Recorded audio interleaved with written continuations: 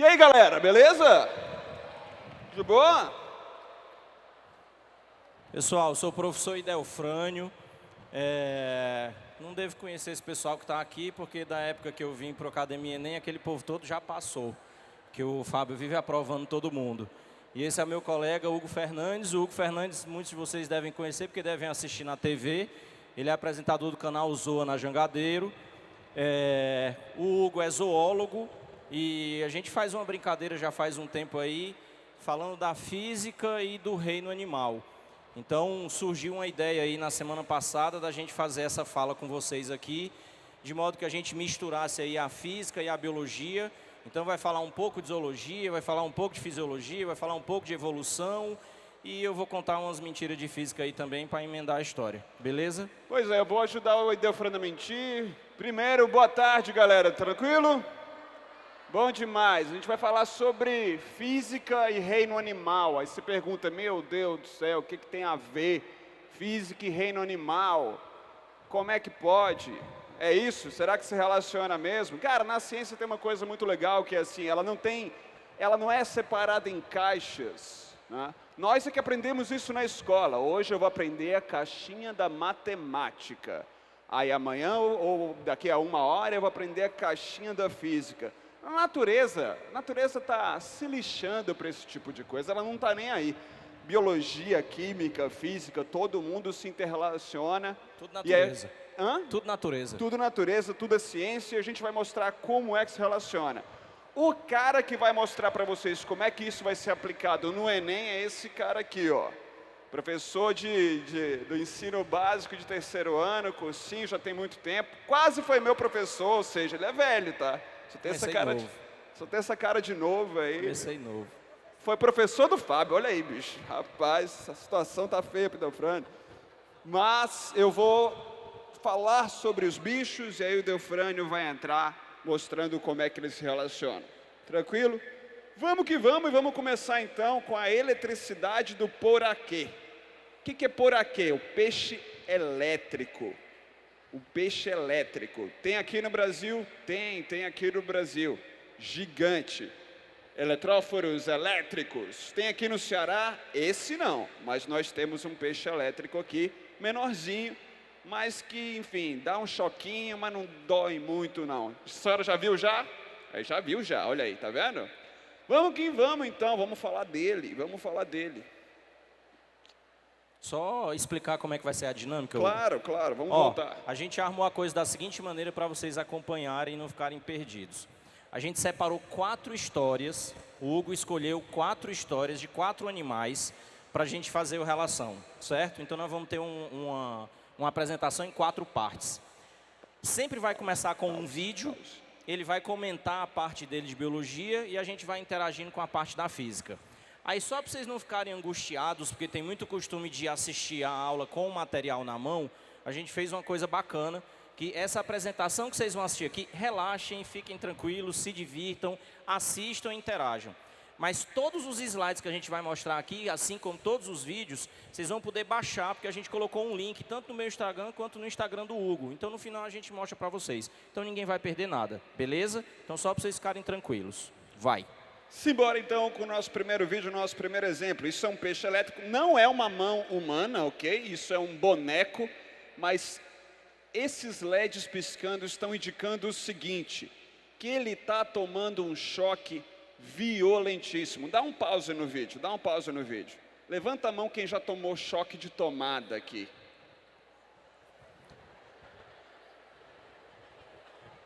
Rapaz... Vamos mudar a pergunta. Calma aí. Quem já tomou mais de um choque? Quem já tomou 5?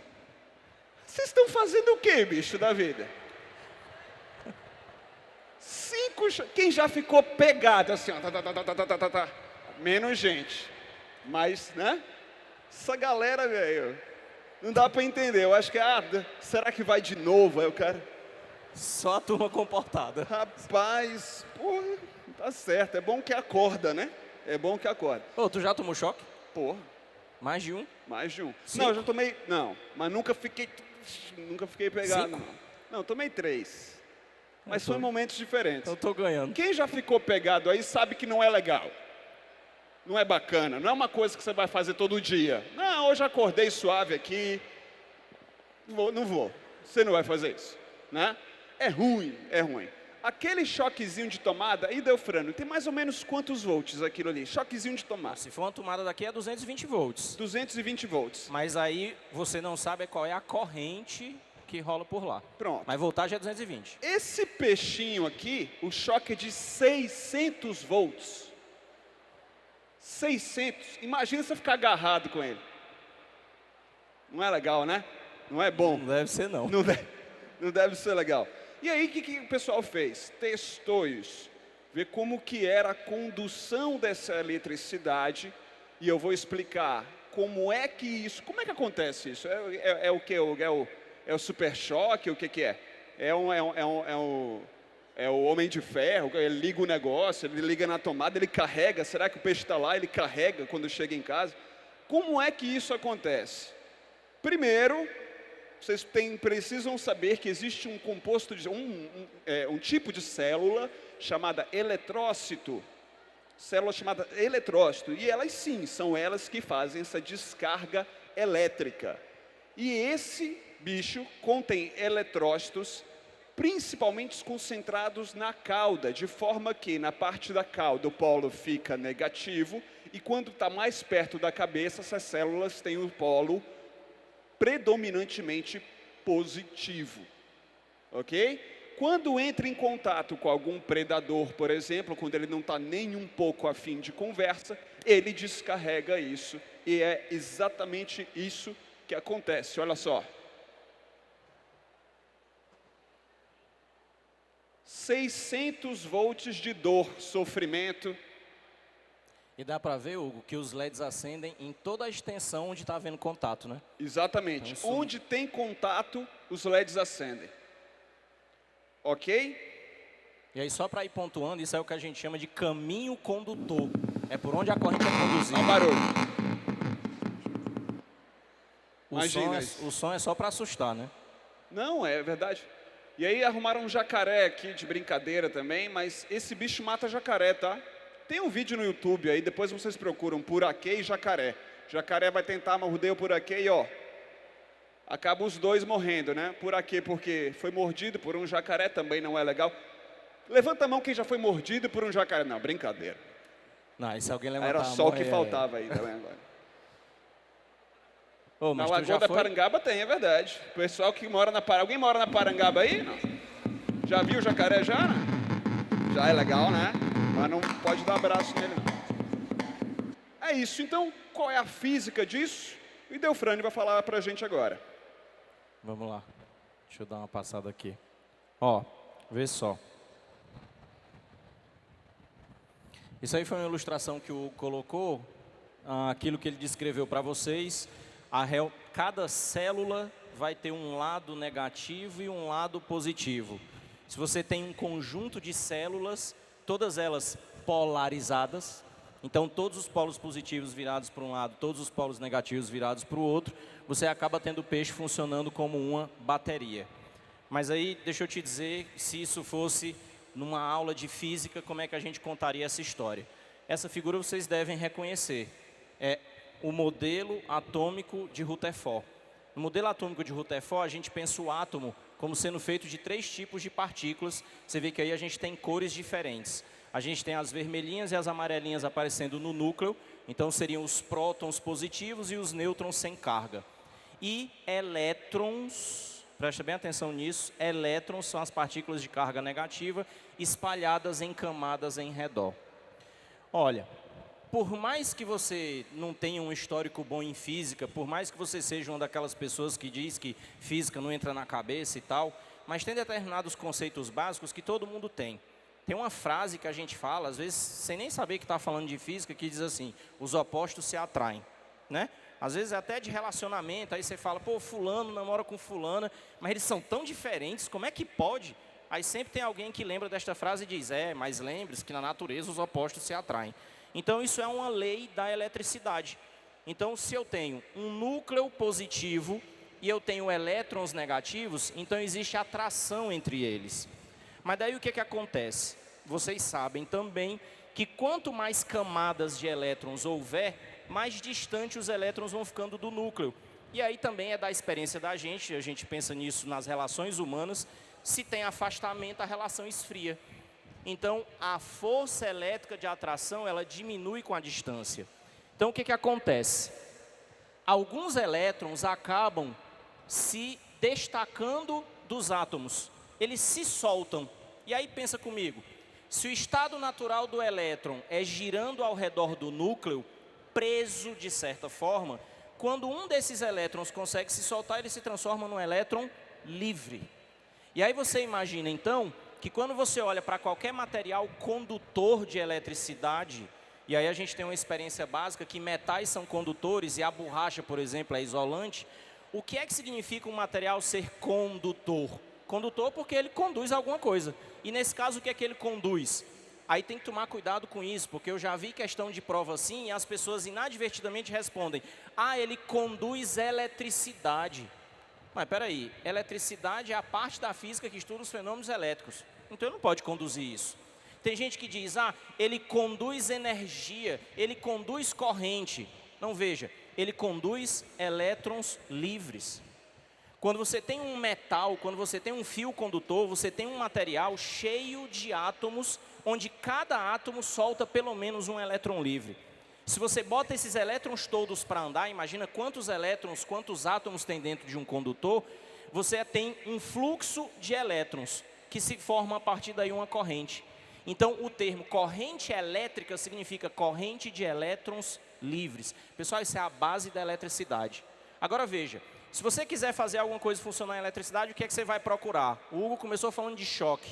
Você vai precisar de uma bateria, você vai precisar de uma pilha, você vai precisar de uma tomada. Pode ser um limão com 2 eletrodos enfiados nele, aí já é um negócio mais MacGyver. Mas você vai precisar de polo positivo e polo negativo. Vê onde é que as coisas se ligam. Se eu tenho um polo positivo e eu tenho um polo negativo, eu consigo botar os elétrons para andar e formar uma corrente elétrica. Então, a coisa funciona mais ou menos assim. Imagina que você tem 2 placas de metal. Imagina que você eletriza uma placa positiva e a outra negativamente. Delfrânio, como é que eu faço isso? Conecta numa pilha. Pode ser conecta num poraquê. Vai se formar no espaço entre as placas o que a gente chama de campo elétrico. Nesse caso, eu estou te mostrando um campo elétrico uniforme. O que acontece se você solta, abandona um elétron dentro desse campo elétrico? Pensa comigo, acompanha. Primeiro ele vai ser atraído pela placa positiva, mas ao mesmo tempo ele vai ser repelido pela placa negativa. Tu acompanhou a história? Vê de novo, isso é importante. Está lá o elétron, atraído por uma placa, repelido por outra. Então tem 2 forças atuando nele, a gente desenha a força resultante. Fica olhando, o elétron não vai ficar parado. Tu viu a diferença de um slide para o outro? Esse elétron está parado, esse elétron está em movimento. Deu para ver a diferença? Esse elétron está parado, esse elétron está em movimento. Tu viu a diferença, Hugo? Eu vi. Inclusive, eu quero dizer que na vida eu sou elétron, viu, cara? É verdade, cara. Quando eu era adolescente, assim, quando eu era mais jovem, eu queria quem era parecida comigo. Não, só quem me queria era uma galera que não tinha nada a ver. Na vida você é um elétron, entendeu? Você é aquela pessoa que tudo a ver comigo. Mas não tem uma vantagem, tem uma vantagem. O elétron busca o lado positivo da vida. Olha só, tá vendo? Funciona. Olha que beleza. Rapaz, vou tatuar essa frase. Procurem sempre o lado positivo da vida, é o que faz funcionar. Já usa no WhatsApp essa com a cremosa, com cremoso, já manda essa aí do Delfrânio já. É uma boa jogada, né? Boa, porra. Vou botar isso no Stories. Vê, então esses tracinhos que eu desenhei é representando o movimento do elétron. Obviamente ele vai ser atraído pela placa positiva. Agora imagina que se você tem um material condutor, tem muitos elétrons livres lá dentro.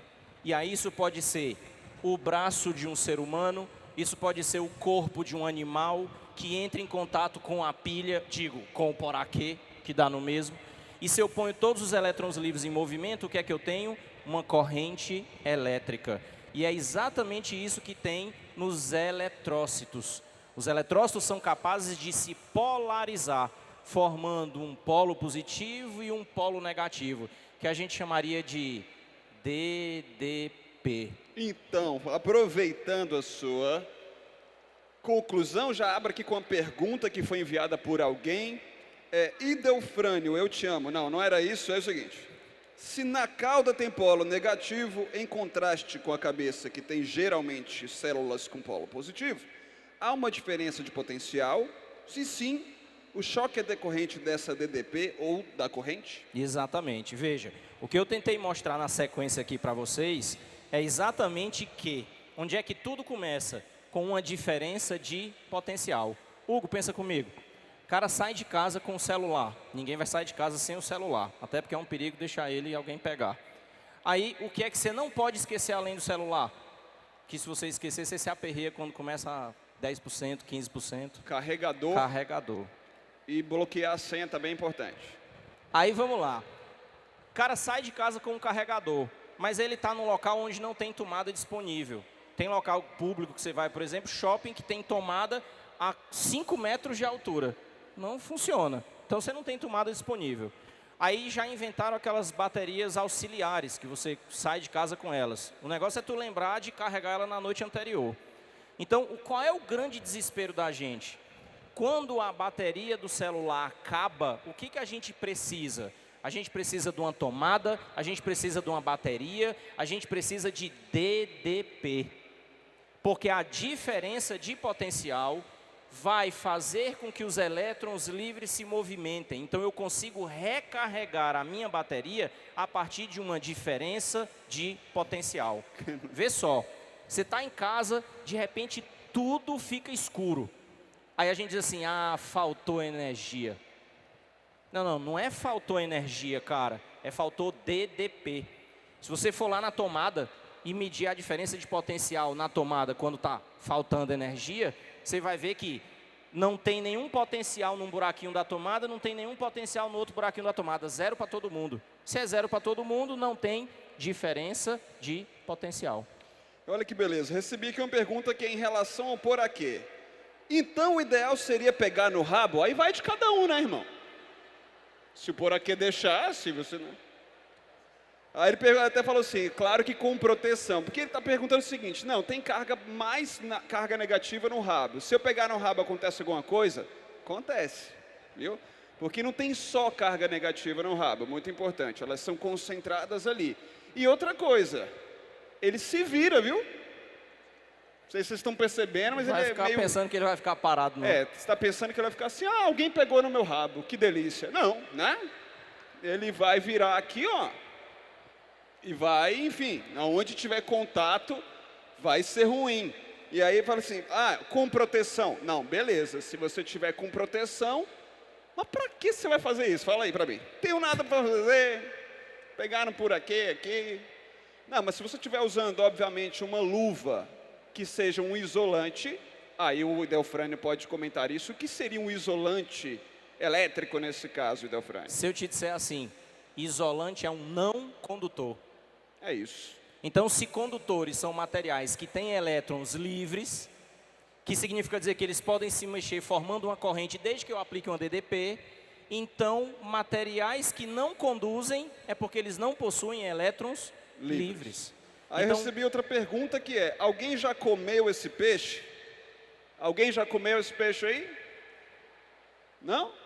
Mas ele também é usado na alimentação, sim, principalmente de povos amarelos, mas não é muito utilizado. Por quê? Porque a carne dele é muito dura, não é uma carne muito gostosa, não, e não é muito fácil de fazer. Muito importante, ele morreu, já era, ok? Não vai, enfim, assado na panela ele não te dá choque. Tu já comeu? Não, nunca comi. É porque o Hugo o Hugo é desses zoólogos de campo. Então ele vive por todo canto aí que você imaginar, já pegou malária, é cheio de história aí para contar. Então muitas dessas coisas aí ele já fez, ou diz que fez. Pois é, tem essa parte também, né? Que você mentia que nem biólogo é que nem pescador, se não mentir não tem graça. Essa cobra não é uma cobra elétrica, hein, galera? É um peixe mesmo, ok?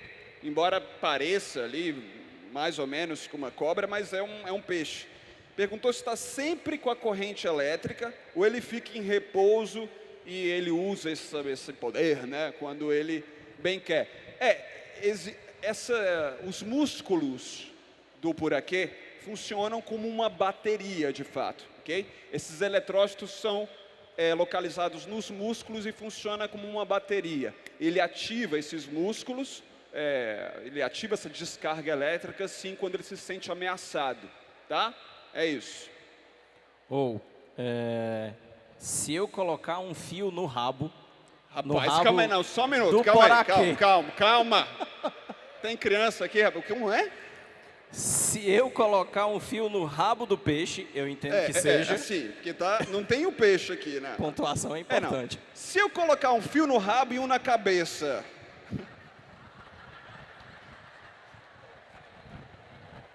Olha... Aquela coisa, né? Eu não recomendo. Mas vai de cada um também. Não estamos aqui também para decidir. Enfim, dá para carregar uma bateria? Olha que perguntinha. Pela voltagem, sim. É possível, sim. É possível. Só tem um porém. Eu não sei se ele vai ficar parado, né? Mas, não, mas vê, vamos lá. Se são 600 volts, você tem que pensar o seguinte. Quantos volts você usa no seu carregador para recarregar o celular? Normalmente são 5 volts. 5 volts. Então é possível, inclusive, que você queime o aparelho. Porque aí também é outra coisa importante da gente discutir. Se o aparelho só precisa de 5 volts e você dá para ele uma voltagem muito grande, então vamos pensar, muita DDP, muito campo elétrico, muita força elétrica, muita corrente elétrica. E a gente não pode esquecer que corrente elétrica gera calor.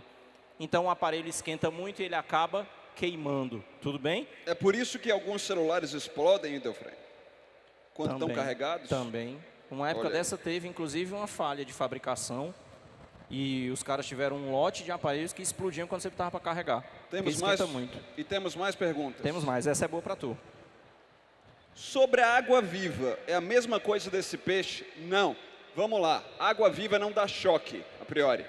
Ela tem, na verdade, substâncias, né, pelinho, como se fosse, bem entre aspas, pelinhos chamados tricomas, e esses tricomas, eles liberam substâncias urticantes. Então, é mais ou menos como se fosse urtigas. Quem já se queimou com urtiga cansanção aqui? Eu vou levantar a mão e o pé, porque se tiver uma urtiga num raio de 40 quilômetros, eu acho.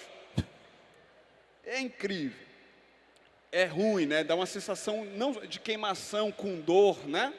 Pois é mais ou menos a mesma coisa, tá?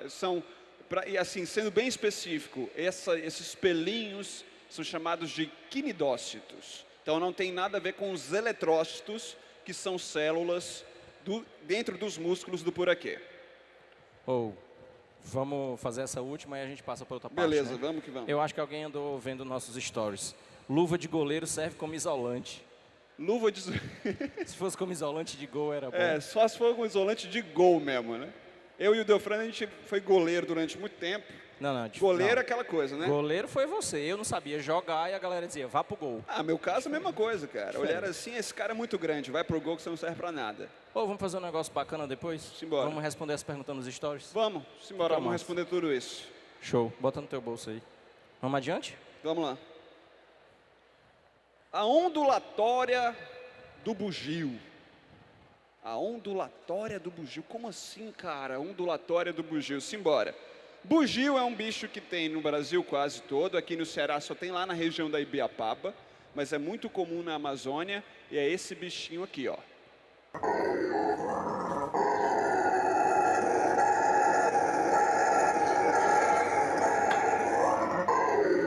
Dá um pause. Estressado, né? Estressado. Eu tenho um tio que ele dormindo, é isso aí, ó. Dormindo. Pode continuar.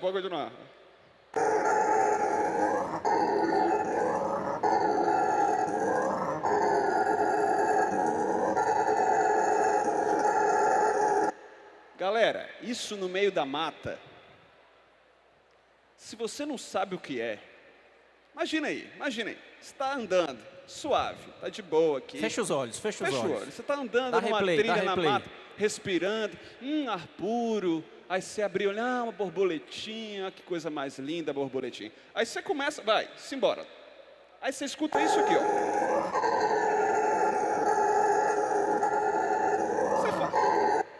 Você fala, é o Satanás, tá vendo? Você pensa qualquer coisa, mas você não vai dizer que isso é um macaco. É um bicho desse tamaninho aqui, ó. E é um barulho ensurdecedor. E o pior é que não, ele nunca anda sozinho, ele tem 10 com ele. Então é um 10 fazendo isso. Você sai correndo tranquilo, de boa. Mas nem precisava. Por quê? Porque ele é um macaquinho super tranquilo, come folha, ele é mó de boa. Mas por que ele grita assim? Ele grita porque ele é um macaco que vive em grupo, então essa é a forma que ele tem de se comunicar, entendeu? Geralmente, essa comunicação é para dizer o seguinte: o gostosão daqui sou eu. Só que toda hora, entendeu?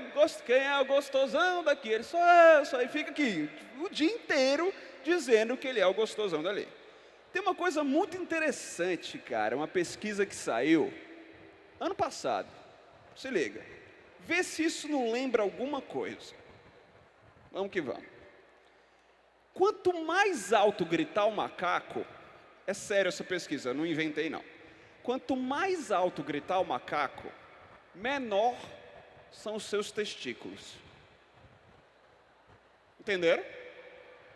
Então, sabe aquela galera que tem um paredão de som? Não, brincando, não, sacanagem. Sacanagem, não tem nada a ver.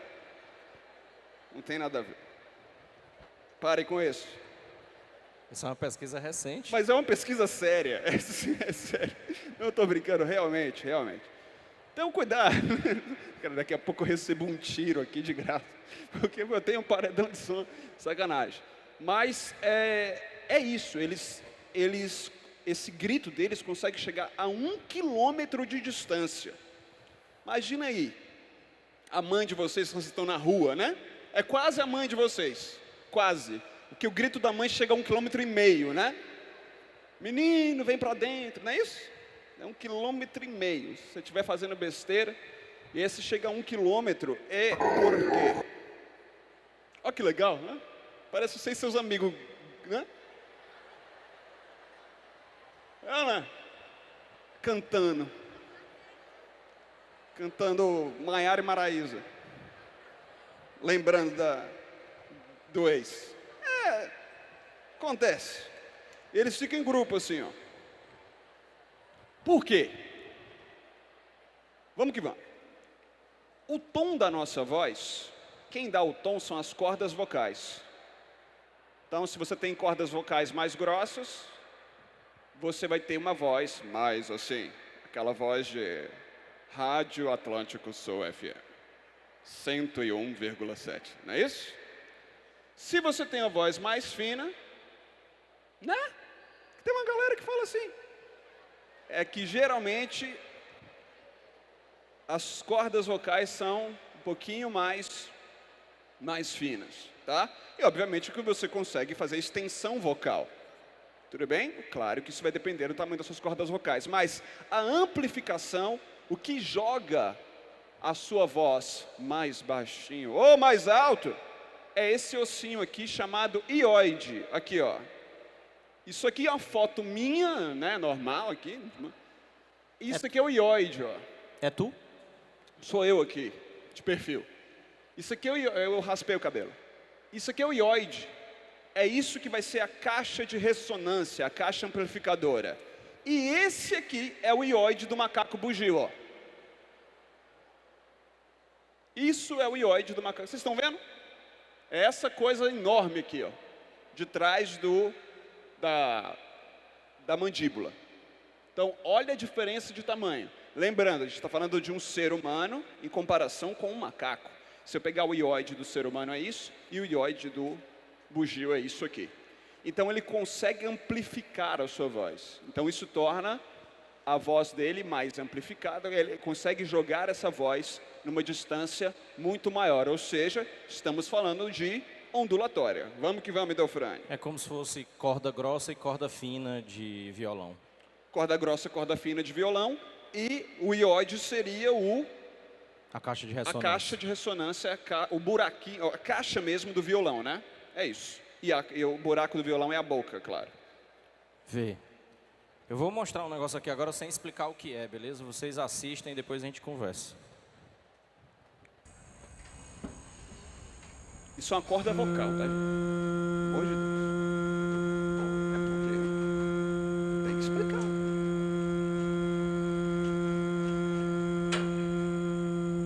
Dá só um pause. Pausa. Por que é que vocês estão rindo? Isso é a imagem de uma laringoscopia. Se é laringoscopia, então é aonde, Hugo? Eu acho que é na laringe, cara. E a laringe é aonde, Hugo? É pra ser, não é aqui. Ok. Que bom, Idelfrânio. Eu fiquei com medo. Quando eu vi, fiquei com medo. Então, veja Tá só. lotado aqui. Isso aí que a gente está vendo é o movimento das cordas vocais. Que agora o pessoal da biologia quer que a gente chame pregas vocais, né? E aí, tem isso, é verdade, né? é verdade. E aí o que é que eu queria mostrar para vocês com isso? Quando a gente fala, a gente depende de jogar o ar para fora do trato respiratório. Por isso que, por exemplo, se você tiver que ficar gritando muito, porque o microfone falhou, e aí se eu quiser me fazer ouvir, eu vou ter que gritar demais. Quem está conseguindo me ouvir? Mas se eu tivesse que dar mais 10 minutos de aula assim, eu ia cair aqui mesmo no palco. Porque você põe muita energia para fora, vai despender muita energia para conseguir movimentar as pregas vocais. Então, isso que o Hugo está falando do som forte, quando ele chamou o som, a voz mais grossa e a voz mais fina. Isso tem a ver, entre outras coisas, com a espessura das pregas vocais. Aí o que que acontece? Tem gente que tem voz mais grossa, tem gente que tem voz mais fina. Tem uma divisão de gênero, mas não é obrigatório. Porque a gente tem homem que tem voz mais fina e tem mulher que tem voz mais grossa. Isso depende da espessura das cordas vocais. Mas aí tem uma historinha associada a isso. Houve uma época em que a igreja controlava o que é que as pessoas efetivamente podiam e não podiam. Num determinado momento do desenvolvimento da história da ciência, na física eles descobriram que em vez de construir o portal da porta quadrado, se fizesse ele arredondado, conseguia erguer paredes muito maiores. E aí surgiram as igrejas góticas. As igrejas góticas são bem altas. E a acústica dela favorece os tons agudos, que são os tons finos. Como é que seria uma nota aguda? Pô, ficou afinado, galera. Porra. Show. Não ficou? Sim. Obrigado. A propósito, o Hugo é músico. Alguém talvez já tenha visto ele tocando na noite aí. Mas vai de novo, um agudo. Aí veja só. Se você pegar 100 crianças para medir os tons que elas são capazes de produzir, toda criança tem voz aguda. Dessas 100 crianças, a maioria dos meninos, quando chega na puberdade, por conta do desenvolvimento hormonal, entre outras modificações, cresce o tal do gogó. E fica com aquela voz de taquara rachada, né? Porque as cordas vocais engrossam. O menino tem 11 anos, ele chega assim, mamãe, eu caramba, né? Ele tem assim, mamãe, oi, né? Dá um... É ruim para falar com as meninas. É assim, mamãe, me dá coca, né? Já viu isso? Tem um... É ruim. Pô, é ruim demais. Você está tentando segurar aqui, hoje eu vou conseguir. Olá, tudo bem com você? Né? Assim. E não dá. Aí o que que acontece? Em sua maioria, isso é por conta da testosterona. Sim, a testosterona é que provoca esse aumento muscular e, por consequência, das pregas vocais. Aí a voz deixa de ser fina e passa a ser grossa, e por isso que na maioria isso acontece com os meninos e não com as meninas. Perfeito. Aí pensa comigo onde é que entra a história da a igreja. Zoologia, que a zoologia ali passando. Como é que entra a história da igreja gótica? Nessa época, o pessoal que escreviam as obras musicais começaram a introduzir mais notas agudas. Quem deveriam fazer as notas agudas seriam as mulheres, que porque em sua maioria, por conta da menor testosterona, não desenvolvem as cordas vocais, passam a vida inteira com a voz fina, com a voz aguda. Mas aí houve um papa que determinou que mulher não podia se apresentar em público. Por quê? Porque não pode. Aí veja só, os caras então agora tinham a possibilidade de construir igrejas góticas. A acústica era perfeita para obras maravilhosas em tons agudos, e mulheres não podiam se apresentar. E aí alguém teve a infeliz ideia de percorrer a periferia das cidades, isso começou na Itália, pegava o menino de famílias pobres e dizia, olha, tu não tem condições de criar, esse menino vai morrer de fome, eu te dou uma grana e fico com o menino. Mas procuravam meninos antes da puberdade. Para quê? Para castrar a criança. Porque então, se a criança é castrada antes da puberdade, ela nunca vai engrossar a voz. E aí então surgiram os castrati, que muitos deles se tornaram muito famosos, porque conseguiam fazer tons agudos a vida inteira, em compensação também uma série de prejuízos, não podiam reproduzir, não tinham como controlar peso corporal, essas coisas aí, né? Então imagina, né? Isso faz pouco tempo, até o início do século passado, castrate era algo super comum. Então castravam crianças só para ter um tom mais agudo, porque alguém inventou que mulheres não podiam se apresentar em público. Então aqui é zoologia, física e história. Vamos que vamos. Então o que eu estou querendo mostrar para vocês? Você precisa despender energia, e quando você vai gritar principalmente. Então tem até uma coisa interessante, a gente fala assim, porque grito é alto. Grito não é necessariamente alto, um grito é forte, porque ele precisa jogar muita energia para fora. Para quê? Para movimentar as pregas vocais. Para quê? Para movimentar as moléculas de ar em redor e produzir uma onda sonora. Vamos fazer uma brincadeira, nós? Vamos. A gente fez uma brincadeira aqui, eu não sei se ano passado ou no ano anterior, quando eu estive aqui, e o Hugo queria ver como é que funciona esse negócio. Vocês sabem fazer uma ola? Já fizeram ola em estádio de torcida? Pô, vive fazendo gincana em colégio, bagunça com eles mesmo. Olha a cara dali, ó, tudo bagunceiro ali, ó. Vou pedir a ajuda do meu amigo aqui para fazer uma atividade com vocês, só participem e depois eu vou explicar o que a gente está mostrando. Vou fazer uma onda sozinho aqui, ó. Calma não, calma aí, vai. Faz de novo. Agora vê só. A gente não fez isso simplesmente para dar uma animada e quebrar o gelo, não. Eu queria que vocês percebessem. Para mim, isso é o melhor exemplo que eu encontro para mostrar para as pessoas o que é que significa uma onda. Eu queria que vocês percebessem o seguinte. Na hora em que ele dá o comando, a gente fica aqui esperando, né? Aí eu estou aqui, fico olhando e a galera vai se mexendo. Aí eu espero o Hugo se mexer e eu ainda não me mexo. Quando o Hugo baixa, é que é a minha vez. E depois o outro. E eu não saio do lugar.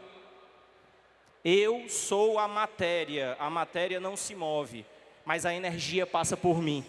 Então vem a energia, começa de lá e vai transmitindo de ponto a ponto. Isso é uma onda. Agora imagine que cada um de nós é uma molécula do ar. Na hora em que você mexe com o trato respiratório e joga todo o ar para fora, e as cordas vocais vibram, elas vão produzindo a onda e fazendo com que a energia vá se propagando molécula a molécula. Então é como se nós fôssemos a molécula. E aí, por falar, então as pregas vocais fechadas, as pregas vocais abertas. Então você tem que fazer inspirar e expirar. E o ar é jogado para fora e vai sendo comprimido e expandido pelo movimento das pregas vocais. E aí vai fazendo com que a energia se propague de ponto a ponto. Então vai da fonte para o receptor. Então é assim que a gente fala de ondas sonoras. E aí uma outra coisa que a gente pode dar uma deixa aí também é falar de como é que funciona a diferença de pressão que faz você inspirar e expirar. Aí, Hugo, essa aí eu botei sem combinar contigo, mas achei que era uma coisa que valia a pena falar. Vê só, isso aí que vocês estão vendo é um modelinho para se fazer pulmões com garrafa PET. E aí são duas bexigas, você põe uma borracha embaixo, quando você puxa a borracha, os pulmões inflam. Quando você solta a borracha, os pulmões se esvaziam. Aí muita gente fala assim, às vezes chega correndo, perdeu o horário e não queria perder a aula e chegou atrasado e vem correndo, aí se senta do teu lado e fica. Aí diz, eu estou tão cansado que eu não consigo puxar o ar. Uma coisa importante para se falar é diferença de pressão, tá? A pressão maior sempre empurra a pressão menor. Então você não puxa o ar é empurrado para dentro de você. Então o que acontece? Você tem os pulmões, você tem o diafragma e você tem a caixa torácica. Na hora em que você inspira, você está abrindo a caixa torácica, está aumentando o volume, e isso faz diminuir a pressão lá dentro. mas o ar da atmosfera continua com sua pressão normal. Então, ele é empurrado para dentro do seu pulmão. Na hora que você expira,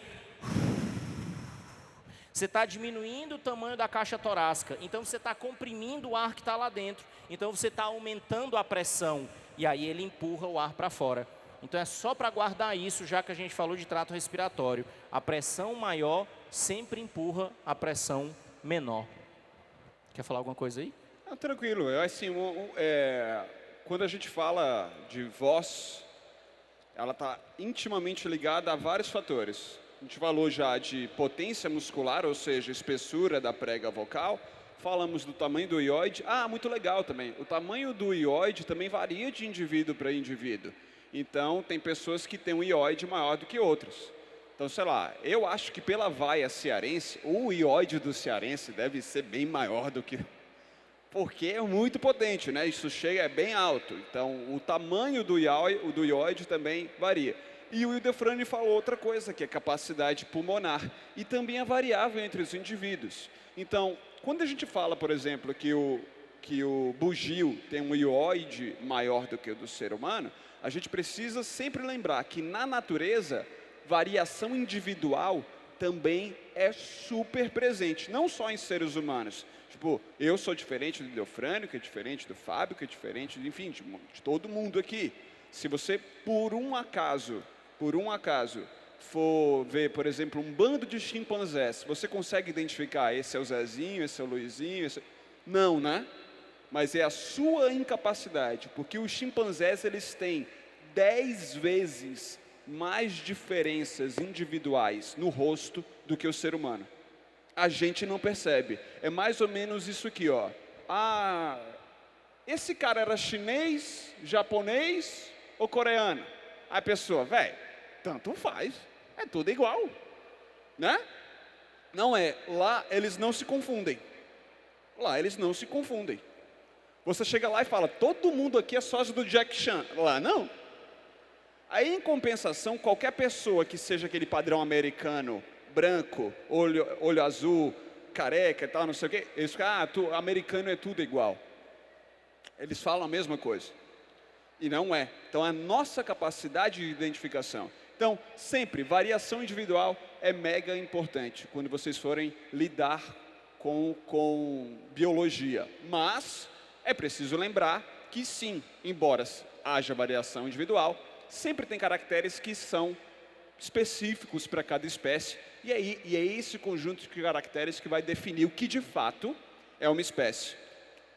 Respondendo as perguntas aqui, né? Vai. Vamos lá.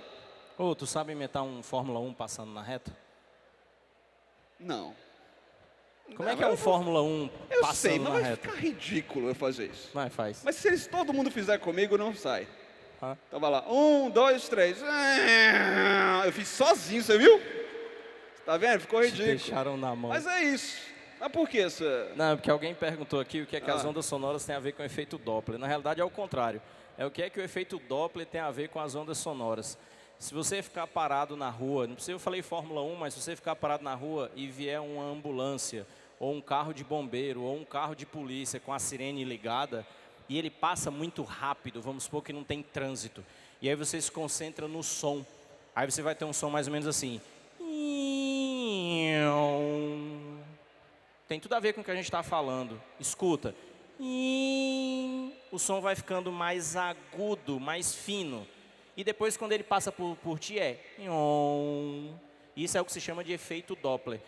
O som fica mais agudo quando tem uma aproximação e fica mais grave quando tem um afastamento. Duas perguntas aqui muito parecidas. Primeira, perguntou se o galo... Eu acho muito legal isso. A gente está falando da pergunta do galo. Se o galo, quando canta de manhã, também está marcando o território. Sim. Ele sabe que o território dele é aquele, ele sabe, mas todo dia ele faz questão de mostrar para todo mundo que ele é o dono daquilo ali. Entendeu? Tem gente que é assim também. Né? Tem gente que é assim também. Por isso que chama cantar de galo. Exatamente. O cara chega com um carrão, aí chega buzinando, cantando pneu, ainda pega a chave do carro e joga na mesa assim, ó. Né? Tem. E puxando o paredão. E vem, é igualzinho. Então ele está lá dizendo, isso aqui é meu, isso aqui, tá? É só para lembrar, isso aqui, o IPTU está pago, isso aqui é meu. E aí a outra é, por que os perus respondem quando assoviamos? Eu nem sabia disso. Eu já ia perguntar, e eles respondem? Olha, eu não entendo muito de peru, assim, mas... Você entende? Cara, a gente já Mas falou assim, disso. eu não sabia disso. Eu juro que eu não sabia. Mas deve ser porque é muito parecido com a vocalização, né, do peru. O peru faz glu-glu, seu assovio também está ali, muito pertinho, porque é fino e eles respondem.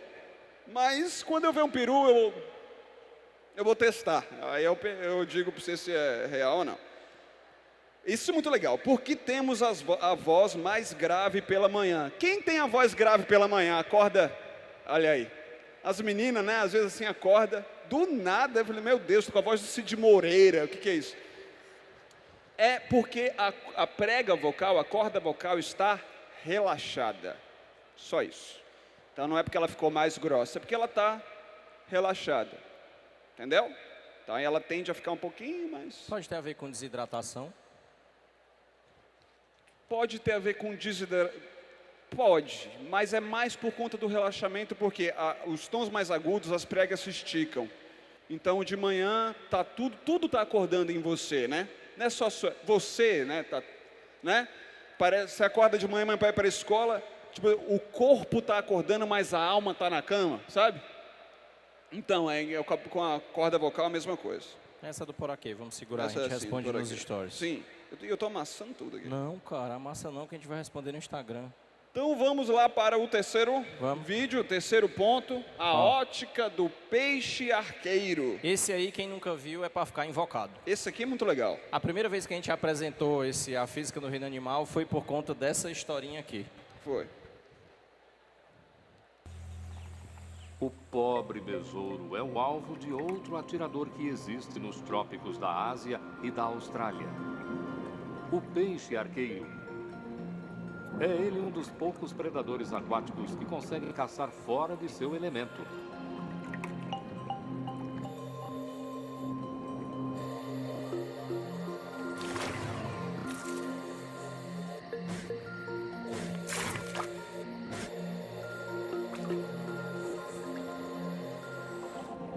Ele forma um tubo com a língua e aí aperta a cobertura da guelra para atirar. Um jato de água sai da parte superior da boca. Um tiro costuma ter 10 vezes a força que um mosquito usa para se segurar. Vocês entenderam? O peixinho está lá, de boa, nadando, suave. Aí ele vê um inseto. O inseto está lá, não está nem sabendo o que está acontecendo. Olhou para um lado, olhou para o outro, não tem sapo, não tem passarinho, não tem nada, estou de boa aqui, vou assistir Fortaleza e Ceará daqui a pouco, aqui estou suave. Aí o peixe vem e cospe, é como se ele cuspisse água, bate no inseto, cai na água e o peixinho vem. Como que o peixinho faz isso? Primeiro, parece aquela... É igualzinho, vocês estão na piscina, aí vocês querem encher o saco do povo e jogar água no olho, né? Aí você faz assim, ó, com as duas mãos e, né? Aí cai no olho da pessoa, cloro, não é isso? É só assim, ó. É igualzinho, tá?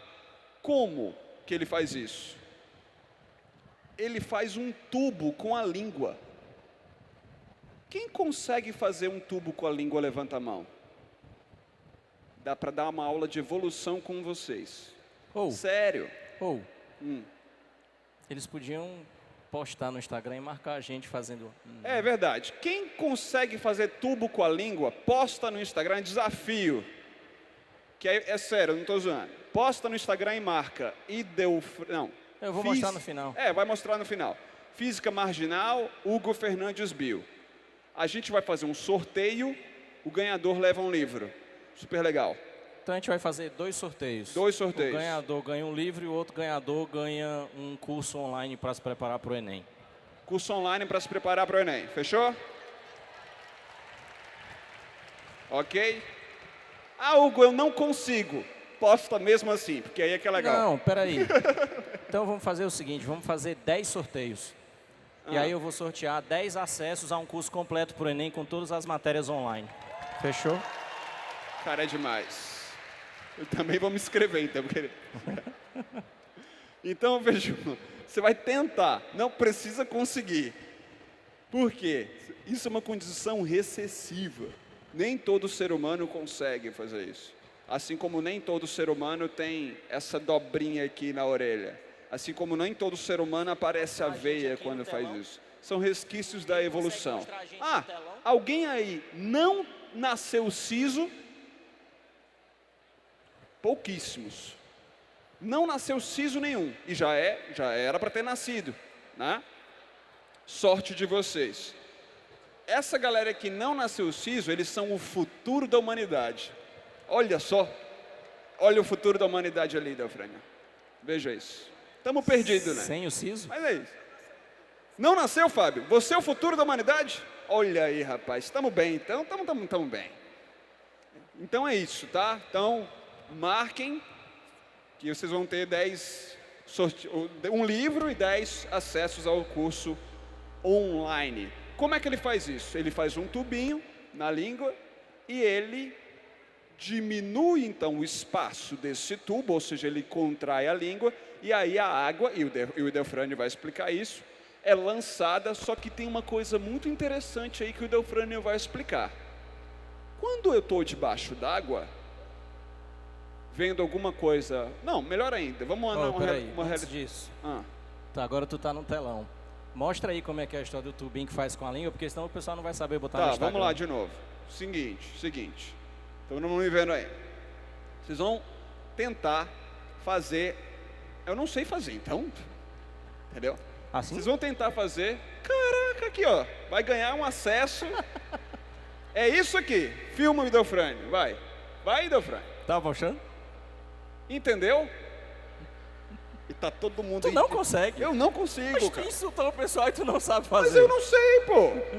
Entendeu? Tu consegue levantar uma sobrancelha só? Eu não consigo também. Vocês conseguem fazer isso? Tu consegue Quem consegue mexer a orelha? A orelha, só a orelha, sem mexer o olho. Consegue? Não, vem cá, por favor. Por favor. Não, vem aqui. Entra, sobe aqui. Não, esse já vai ganhar um acesso sem precisar Vai de sorteio. ganhar um acesso Pronto, sem precisar fechou. de sorteio. Vai ganhar um acesso. Não, eu não estou acreditando nisso. Vem aqui. Palmas para o meu querido aqui. Qual que é o teu nome? Ó, a última vez que a gente chamou um cara no palco, ele quebrou a perna, mas ele passa bem. Qual que é o teu nome? Fernando, seguinte, cara. Mostra para as pessoas a sua habilidade evolutiva. Caraca, tá mexendo mesmo. Não, olha aqui, ó. Olha aqui. Dá um close aqui na orelha do Fernando. Vai. É impressionante. É um novo X-Men. Obrigado. Muito obrigado. É um novo X-Men. Isso te serve para quê, Fernando? Para nada, não é isso? Mas serviu para você ganhar um acesso ao curso online. Fala lá com o Delfrânio no Instagram. O que é isso? Tá? Isso são marcas da evolução, de alguma forma. Marcas da evolução. Nós temos diferenças e algumas elas se permanecem na população. A tendência é que a população mantenha aquela condição e outras não, ela vai sumindo. Por exemplo, o siso. A tendência é que cada vez mais pessoas nasçam sem os sisos, ok? Então, vamos voltar para a apresentação? Vamos. Pode passar? É contigo aí, tu tem que passar e ele vai liberar ali. Prontinho. Então é isso, como eu falei para vocês, ó. Se você está em cima... Tá, da piscina, você não está na piscina, você está em cima da piscina. A piscina é rasa. Caiu o celular de vocês na piscina. Vocês choram primeiro, e aí vocês vão tentar pegar. Você já viu que na direção que a mão vai, você não consegue acertar o celular está um pouquinho mais para lá. Ainda tem outra coisa. Para quem é afoito, você sempre acha que a piscina é rasa. olhando, você sempre acha que ela é rasa. É. Entra nela para ver. Principalmente menino. Menino é bom para piscina, né? Menino é ótimo para piscina. Aí é isso. Você vai tentar e não consegue pegar. E o contrário também é verdade. E o contrário Se também. você estiver dentro da piscina e aí você entra na água, beleza? Essa é invocada. Você entra na água, aí você olha para a borda, aí você mira para pegar na borda. Sempre bate o pulso. Várias vezes eu bati o pulso fazendo natação. Você está aqui na natação, tá não sei o quê, vou bater. Aí na hora que você vai bater, você bate o pulso na borda. Tu sabe nadar. Hã? Nadar tu sabe. Nadar eu sei, mal. Eu sou de Minas Gerais. Então não tem mar em Minas, entendeu? Eu tenho um nado muito bom, que eu nado bigorna. Tu sabe que eu não... Tu surfa? Que surfo em Minas. Só na Lagoa da Pampulha. Uma vez eu cheguei há muito tempo atrás, quando eu era jovem, eu cheguei na balada, a menina lá estava conversando, não sei o quê, ela perguntou isso. Você surfa? Eu falei, sou campeão mineiro de surf. Aí ela, poxa vida. Acreditou. Tu sabe que eu nunca aprendi a nadar, até Você hoje. não sabe nadar. Não. Aí um dia conversando com um colega meu e ele surfa. Ele disse, porra, surfar é muito massa, tal, tu devia ir também. Eu falei, pô, velho, vou surfar. Aí ele me explicou qual era a prancha que tinha que comprar e tal, eu já estava saindo para comprar a prancha. Eu disse, pô, vai ser massa, cara, porque eu nunca aprendi a nadar, agora eu vou aprender a surfar. Ele disse, tu é louco, como é que tu vai para dentro do mar sem saber nadar? Realmente, porque é o passo básico. Ou, deixa eu contar uma história aqui. Vai lá. Já vai de pergunta? Deixa eu explicar primeiro. Não, pergunta no final. Ó, vê só o que a gente está falando para vocês. Olhar para dentro d'água e achar que a piscina está mais rasa, ou seja, que o piso está mais alto. Olhar para fora d'água e achar que a borda está mais distante. Uma coisa importante, deixa eu fazer uma pergunta. Quem aqui presente usa óculos ou lente? Levanta o braço. Óculos ou lente. Agora deixa eu perguntar o contrário. Quem tem visão perfeita? Nenhum grau de miopia, astigmatismo, nada. Tá. Vê só. Ô, inveja. Quando se trata de visão, a gente está sempre vendo imagens dos objetos. E essas imagens nem sempre estão onde os objetos estão. Quando você usa óculos ou lente, por exemplo, eles servem para lhe iludir. Você tem uma pessoa míope, ela não consegue ver de longe, ela só consegue ver de perto. Aí ela tenta ler o cartaz que está lá longe, lá atrás, não consegue, porque está longe. Aí ela põe o óculos e consegue. O que é que o óculos fez? Iludiu o teu sistema visual. Faz com que uma imagem fique próxima de um objeto afastado. Então, as lentes, elas nos iludem. É o que acontece quando a gente fala de olhar para dentro d'água ou para fora d'água. Esse fenômeno tem nome, chama-se refração. E tem a ver com um desvio que a luz sofre. Então, eu queria que você pensasse uma coisa comigo. Acompanhe a sequência de imagens. O que é que significa o peixe ver o inseto? Significa que luz tem que partir do inseto, atravessar o ar, atravessar a água e chegar ao olho do peixe. Agora, tem duas coisas importantes aí. Repara que o raio de luz, ele viaja em linha reta, mas ele sofre um desvio quando entra na água.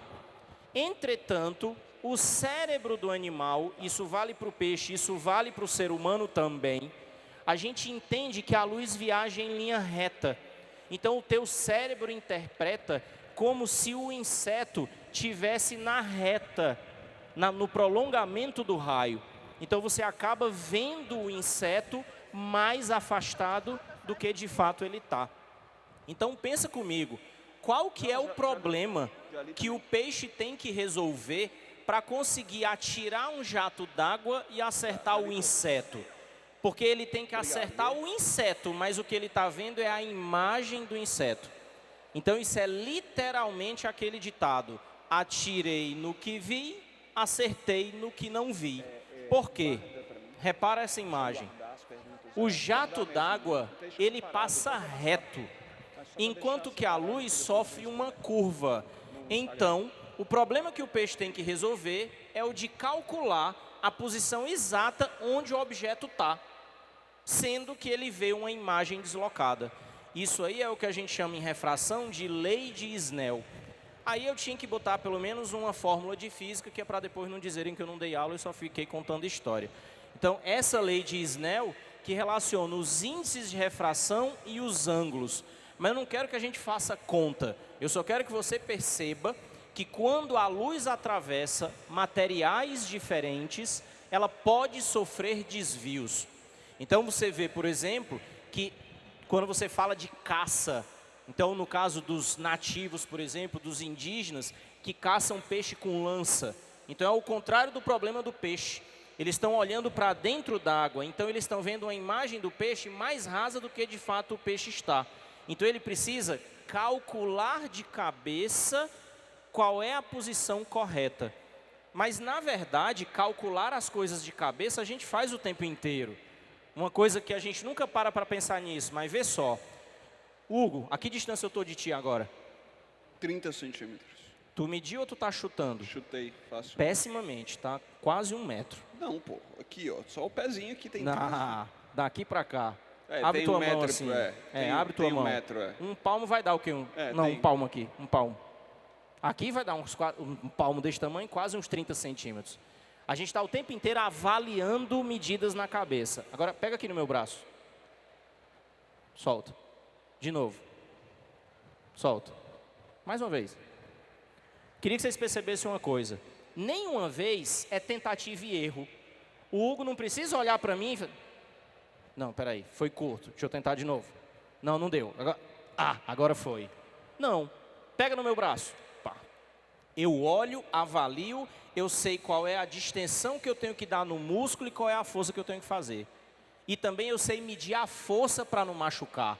Eu sei o que é um carinho e eu sei o que é uma agressão. Que bom que ele segurou ali. Que bom que eu sei, né? A gente está o tempo inteiro calculando grandezas físicas com a cabeça. Por isso que eu vivo dizendo que a gente sabe física, só não sabe o que sabe. E o peixe arqueiro também. Uma coisa legal antes da gente falar do nosso último vídeo. Quanto tempo a gente tem? No tempo certo. No tempo certo. Coisa boa. Responder as perguntas, então. Teve alguém que não sei, sempre tem um atrasado. Sempre. Aquela galera que você, né? Você está dando uma explicação e 2 horas depois a pessoa... ele perguntou do por quê, mas é uma pergunta muito boa. Por que aquele por quê não morre eletrocutado com o próprio choque na água? Muito simples, muito simples. Porque a pele, os músculos dele, para ele, são isolantes. É a mesma, ele tem uma camada... também, porque entre músculo e a pele tem uma camada de gordura e a gordura é isolante. Ok? Ela tem uma alta resistência elétrica. Alta resistência elétrica, por isso. Então, quanto mais resistência, menos corrente. Quando menos corrente, menor o choque. Exato. Aí cabe até dizer uma coisa. Aquele lance das torturas que se faziam na época da ditadura, e aí dava choque no torturado. Eles têm isso descrito lá nos testemunhos das comissões da verdade. Eles decidiam se dava o choque na pele molhada ou na pele seca. Porque a nossa pele tem uma alta resistência elétrica. Então, se você leva uma descarga, a tendência é a corrente ser baixa. Então, você acaba machucando na superfície. Se ele molha a pele, isso diminui a resistência, porque a água é condutora, e você causa feridas mais profundas. Então, de acordo com o dano que eles queriam causar, eles decidiam baixar a resistência da pele ou não. Outra pergunta, o peixe consegue fazer isso, e aí no caso a gente já está falando do último exemplo que a gente deu, se ele consegue atirar realmente debaixo d'água, ou seja, eu imagino que seja com a boca debaixo d'água. Não, porque... Na superfície, né? A boca tem que ir para a superfície para você vencer a resistência da água, que tem uma densidade muito maior do que a do ar. Então... E tem outra coisa também. Quanto mais perto ele estiver da superfície, menor o efeito da refração. Menor o efeito da refração. Então, Exato. ele está mais perto de associar a imagem com o objeto. O peixe arqueiro, ele fez o curso online de Delfrânio. Aquele ele manja tudo. que eu vou sortear. Fez aqui, na Academia Enem. É. Ele manja tudo. E a terceira pergunta é...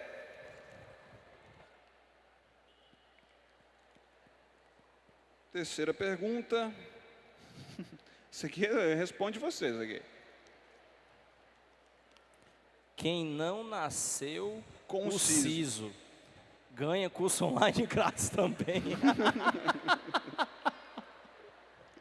Cobre o Delfrânio. Isso foi tu que mandou, não foi? Ah, se tivesse sido, ia ganhar, cara. Podia ter falado. Fui eu. Foi você? Ah lá, tá. Como é que a gente vai comprovar que ele não tem siso? Exatamente. Ou vai. Tira uma foto do siso e marca o Delfrânio no Instagram. Do siso não, né? Da arcada. Simbora então, vamos para a gente fechar aqui, falar de aerodinâmica do voo do urubu. Uma ave bem comum. Na verdade, esse vídeo pode até adiantar ele um pouquinho.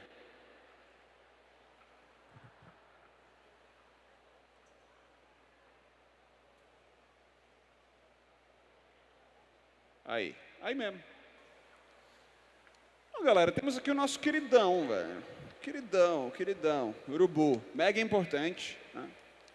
Promove ciclagem de matéria orgânica.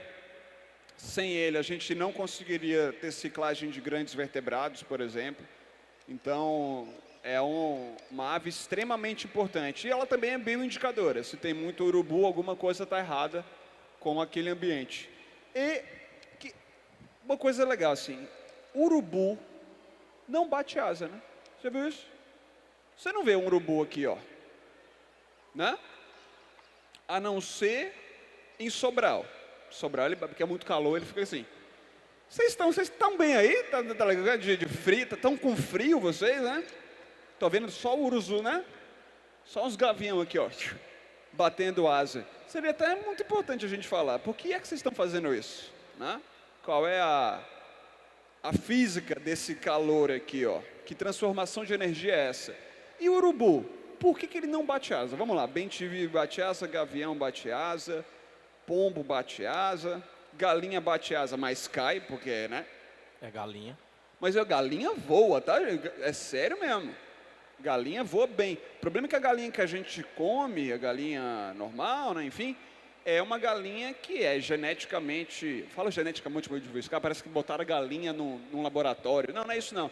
Mas é uma seleção artificial para deixar as galinhas bem mais gordas e com menos atividade. Mas uma galinha na natureza, galos, é assim, bem menos gordurosa, né? Tem bem menos gordura e ela não alça voa assim também não. Ela não está aqui e vai voando. Mas se ela estiver em cima da árvore, ela voa de boa. E mesmo uma galinha dessas de granja, se você soltar ela ali, ó, ela vem voando descendo, né?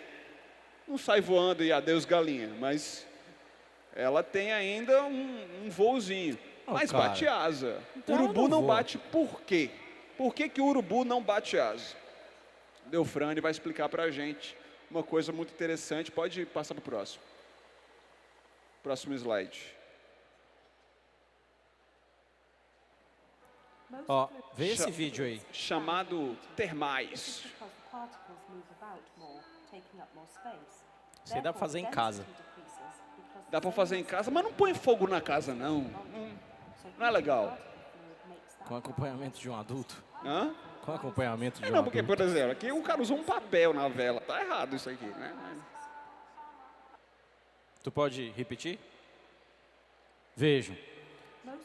Você tem ali uma espiral feita com papel cartão. Como se fosse uma hélice. Podia ser uma hélice de ventiladorzinho também. E repara que embaixo tem a chama de uma vela. E aí, deixa eu fazer uma pergunta, já que a gente está na vibe de fazer pergunta. Quem já fez aquela brincadeira de apagar a vela com o dedo assim? Quem já fez? E quem sabe o truque que é mais seguro você fazer isso? Primeiro tem que botar uma salivinha no dedo. Porque a água tem um alto calor específico, então ela evita que o teu dedo, né? Aí beleza, essa daí, quando a gente é criança, brinca de quem é que tem coragem de apagar a vela com o dedo. Mas essa aí quase todo mundo brinca. Agora tem uma outra brincadeira que essa é mais desafiadora. Que é colocar a mão sobre a chama da vela. E esperar, e quem fica mais tempo é quem ganha. Eu vou dizer uma outra história para adicionar com essa. Você vê... O passador está contigo? Só voltar, pronto. Uma coisa importante, olha o formato da chama da vela. A chama da vela ela é pontuda assim para cima. Aí uma coisa bacana de pensar, isso ajuda a gente a entender. Se você pegar a vela e deitar a vela, mas a chama continua para cima. Porque o ar quente sobe. Então, você faz essa haste girar, porque o ar quente em redor da chama tende a subir. Por quê? Vamos pensar. O que é que significa aquecer? Aquecer significa aumentar a temperatura. O que é que significa aumentar a temperatura? Aumentar o grau de agitação das moléculas. Então, quando elas se agitam, elas se afastam. Vocês conseguem caber muitas pessoas aqui no ginásio, porque fica todo mundo quietinho, sentado pertinho um do outro aí, e cabe muita gente próximo. Se de repente fosse para fazer disso aqui uma rave, com todo mundo pulando e se agitando, caberia menos pessoas no espaço. Então, quando o ar é aquecido, as moléculas se afastam e o ar fica menos denso. E o que é menos denso sobe, como se fosse um isopor ou uma cortiça solta na água. Diferente de uma pedra, quando você solta na água, a pedra afunda, porque ela é densa. Então, o ar quente sobe. E aí, o que acontece? A gente está falando do voo do urubu e de ele conseguir planar. Porque ele se aproveita das correntes de ar quente. No que essas correntes de ar quente sobem, ela acaba mantendo o voo planando sem precisar bater as asas. Tem avião planador que faz isso também. Daí, ó, esse é um experimento que se faz no laboratório, seria uma variante daquela. Você vê que é um negócio mais preparado, é um ventiladorzinho, uma hélice de metal, mas para fazer a mesma demonstração. Isso aí explica, e agora para ficar mais parecido com questão de prova, por que é que os aparelhos de ar-condicionado são colocados na parte de cima? Primeiro apartamento que eu morei quando casei a primeira vez, era um apartamento minúsculo, o quarto só cabia a cama e você abria a porta, ela só abria pela metade porque batia na cama. Aí tinha, mas era suíte, então tinha um banheiro que dava dentro do quarto, o que significava dizer que o único lugar para botar um ar-condicionado lá era embaixo da janela, e tinha um ar-condicionado embaixo da janela. Então como era que funcionava? Isso eu testemunhei, eu morei lá 1 ano. Eu chegava em casa do trabalho e ligava o ar-condicionado. Aí aquela história, todo mundo deve ter essa experiência. Se a parede do teu quarto é virada para a rua e pega sol a tarde inteira, se tu deixar o quarto fechado, quando você abre o quarto, sai só aquele bafão lá de dentro. Então eu ligava o aparelho de ar-condicionado assim que eu chegava em casa, mas o quarto só ficava frio, em ponto de eu conseguir me deitar umas 10 horas da noite. Eu abria o quarto quente, ligava o ar-condicionado que estava no chão, saía e ia arrumar a janta. Quando eu voltava, estava frio até aqui. Aí eu saía de novo, ia assistir a novela. Quando eu voltava, estava frio até aqui. Quando o frio dava mais ou menos aqui assim, aí eu já podia deitar na cama, porque deitado na cama eu ficava na parte fria. Pensa comigo, se o ar quente sobe, o ar frio desce. Porque frio, as moléculas ficam mais calmas, então elas ficam mais próximas, então o material fica mais denso e ele tende a descer. Então, se o ar quente sobe, o ar frio desce, vou colocar o ar-condicionado em cima, porque isso provoca correntes de convecção. E aí, se a gente está falando de correntes de convecção, e aí o professor de geografia, como aquele camarada ali que vai já conversar com vocês, ele vai já confirmar essa história, eu tenho uma diferença entre as brisas marítimas, como é que elas sopram durante o dia e durante a noite. Vê só, se for à praia, 1h da tarde, descalço, você não consegue pisar na areia seca, quente pra caramba. Você fica louco para chegar na água, aí é super fria. Agora, você já tomou um banho de mar à noite? A água tá morninha, enquanto que a areia tá fria. Então, qual é a moral da história? A areia esquenta rápido durante o dia e esfria rápido durante a noite. Enquanto que a água demora o dia inteiro para esquentar e vai demorar a noite inteira para esfriar. Aí eu volto para o começo da história. Por que é esperto apagar a vela molhando o dedo antes? Porque a água tem um alto calor específico. Então o que acontece? Durante o dia, o ar quente é aquele que está em cima da areia da praia. Então ele sobe. O ar frio vem do mar para a praia. À noite é o contrário. Se a água está mais quente, aquele ar quente sobe e o vento vai soprar da praia para o mar. E aí, para fechar, balões de ar quente. E aí, balões de ar quente, como é que eles funcionam? É uma variante do que a gente está falando. Se o ar quente, ele dilata, fica menos denso e tende a subir, é assim que funcionam os balões de ar quente, como, por exemplo, os balões de São João. E aí, por que a gente não deve soltar, então, balões de São João? Por que é perigoso? Porque eles não têm plano de voo, né? Não tem plano de voo, sai pegando fogo, cai na casa da Dona Maria. E como tem fogo, eu posso causar incêndio na rede elétrica, posso causar incêndio no telhado de uma casa. Então é fisicamente bonitinho, mas é socialmente perigoso. Tem pergunta? Sim, tem várias perguntas. Antes, tá, legal, Hugo. Ok, entendemos as termais. Como é que o urubu aproveita essas termais? Tem uma pergunta aqui que é assim: por que o urubu faz isso e outros pássaros não? Número 1, formato da asa do urubu. O formato da asa do urubu é bem ampla, então funciona como se fosse um parapente. Outra coisa, as penas do urubu têm uma camada de gordura bem mais grossa do que as dos outros pássaros, e aí forma um bloco. É por isso que ele consegue ter mais força de levantamento, ok? Vamos lá então respondendo outras perguntas. Quando o ar não está muito quente, o urubu não pode obter o mesmo voo? Sim, é isso mesmo. Então, se tiver frio, o urubu não voa bem. Se tiver, vocês já viram um urubu que termina de chover, ele vai ficar assim, ó, horas. Ele está secando. Por quê? Porque ele precisa se livrar daquela camada de água que está nas penas para poder aproveitar isso. Se tiver frio, ele não vai voar, ele não vai ter força física para isso. E Delfrânio, por que quando colocamos um copo de vidro em cima da vela, ela apaga? Porque quando queima todo o ar que está lá dentro, acabou o combustível. Acaba o combustível, é isso, acabou a gasolina. Vamos fechar aqui com essa pergunta, que é uma pergunta sobre evolução, que eu acho sensacional. Quer dizer, não sei se foi sobre evolução, mas a resposta é. No filme A Fuga das Galinhas, olha onde a galera vai tirar as fontes, mano. Onde as galinhas querem voar, é possível que as futuras gerações delas voem. Sensacional. Se elas nascerem sem o siso, sim. Sem o siso, beleza. Galinha não tem siso. Vamos que vamos. Galera, para a gente fechar, vamos falar de evolução então. Vamos pegar então essas galinhas aí, do filme A Fuga das Galinhas. Vamos supor que elas realmente conseguem voar. Fugir todo mundo e tal, não sei o quê. Reuniu ali umas 10 galinhas que conseguiram, sei lá, voar um pouquinho. E aí o que aconteceu? Elas saíram e deu alguma coisa que elas se isolaram. Elas foram para uma ilha e não conseguiram voltar, tudo bem? Vamos lá comigo. Aí o que acontece? Elas vão fugir um galo. O galo foge no filme também? Eu não assisti. Foge o galo ou só galinha? O galo foge também. Então tá tudo certo.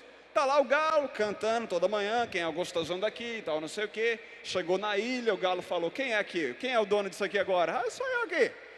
Chegou lá e começou a se reproduzir com as galinhas. Vamos supor que nessa ilha tem um predador novo, um bicho muito rápido. E aí, um pintinho, sei lá, por conta de um acidente genético, ele tem mais voo, ele consegue voar mais. Esse pintinho vai voar, vai conseguir subir num galho, o predador não consegue subir, todo mundo morre, menos um pintinho ou outro que ficou ali. Legal. Um pintinho não morreu e vários outros sobraram porque o predador nem viu. Massa. Aí o que vai acontecer? Esse pintinho vai crescer, vai virar um galo, vai cruzar com a galinha normal, vai ter 4 filhotes. Um com essa mutação genética que voa mais e 3 normais. O que vai acontecer? O predador vai encontrar, vai matar o 3, só vai sobrar um. O que está acontecendo com a população? Aquela mutação que o pintinho, sabe-se lá porque um acidente genético teve de conseguir voar um pouco mais, está sendo selecionada pelas pressões ambientais. Até que chega um momento que só vai ter isso, porque só vai sobrar aquela galera que consegue bater asa legal. Isso funciona para todos os caracteres de todos os seres vivos. Tudo o que vocês imaginarem. Cabelo, formato da língua, a cor do olho, a asa da galinha, a gordura que está na asa, a produção de gordura da asa do urubu, todos os caracteres biológicos, sejam eles morfológicos ou genéticos ou fisiológicos, eles são selecionados dessa forma. Mutações genéticas que são selecionadas pelo meio. Então a resposta é sim, é possível que na fuga das galinhas, se as pressões ambientais assim promoverem, as futuras gerações dessas galinhas voem, mas aí já não seria mais galinha, seria uma outra espécie. E aí a gente dá um nome então de especiação. Galera, prazer imenso estar com vocês. Sensacional. Brigadaço. Brigadaço. Delfrânio, a gente bolou essa ideia meio maluca há um tempo, de falar de física e biologia. Primeira vez para tanta gente, espero que seja... Quem quer que a gente volte? Dá uma vaia cearense. Só dizer uma coisa que eu sempre digo quando eu venho aqui, e aí aproveitando essa tua deixa da pressão seletiva. Ter movimentos como esse, ter uma galera junta como vocês, em pleno domingo à tarde, se esforçando para estudar e aprender, isso também cria uma pressão seletiva para que tenha cada vez mais gente procurando aprendizado. Então isso é importante, é bacana, é sempre legal vir aqui. Anotem aí, não deixem de publicar os stories, aquela brincadeira para a gente fazer o sorteio, viu? Valeu, um abraço. A gente, é isso, pressão seletiva acaba gerando sucesso evolutivo. Que vocês tenham sucesso nas provas de vocês. Obrigado, galera, valeu.